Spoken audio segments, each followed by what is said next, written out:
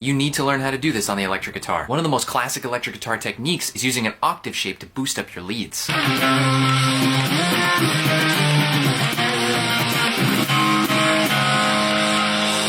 To do this technique on the guitar, first you have to understand what an octave is. The word octave is just a music term that means the same note but in the next register up. So if you have a note like D, it'd be like finding another D note that's either higher or lower than the D that you're starting on. And on the guitar, there's a very easy way to find your octave. On most of the strings on the guitar, all you have to do is go down 2 strings and then over 2 frets. So if I'm starting on this D note here and I want to find my octave, all I have to do is hop down 2 strings and then go 2 frets to the right.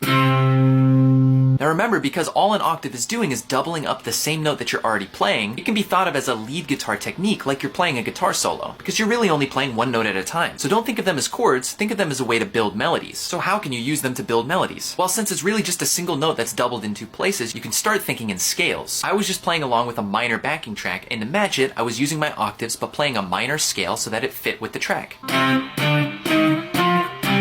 By taking a scale pattern like that and then moving the shapes around to different positions, you can build a melody using octaves. And it's a great way to take what would normally be a weaker sounding line and strengthen it up.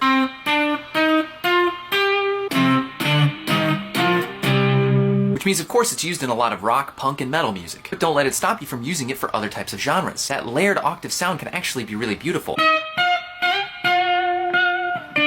You'll notice that my octave shape looks a little bit weird when I'm going on the higher strings. That's because the guitar has this really annoying thing where when you cross the B string, you have to adjust your shapes by 1 fret. So in other words, if you're trying to find an octave on the higher end strings, starting from the D string, you're gonna have to do 2 strings down and 3 frets over. Let's say I'm on this note and I wanna find my octave, I have to go 1, 2, 1, 2, 3 to the right, and then I found my octave shape.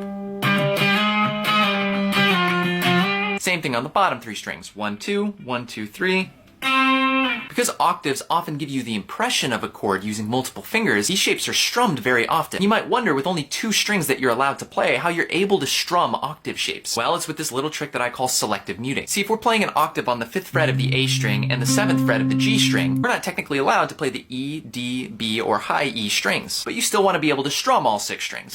What you have to do is use your left hand to touch and cover the strings that you're not playing. On the guitar, we mute things by touching the strings so that they stop vibrating without pressing down on them. And if you can learn to flatten your fingers down so that the underside of your first finger covers the bottom 3 strings and the top of your first finger covers the top string, you can get a clear octave shape. The whole time you've been learning guitar, you've been taught to curl your fingers so that you can allow the strings to breathe underneath. But for a lot of muting tricks, you're going to have to learn to flatten your fingers back out while keeping the pressure on the tips of your fingers only on the notes that you want. Whereas otherwise, you're just lightly touching the other strings so that they don't ring out and that you can strum all of them when you're ready to play these octaves.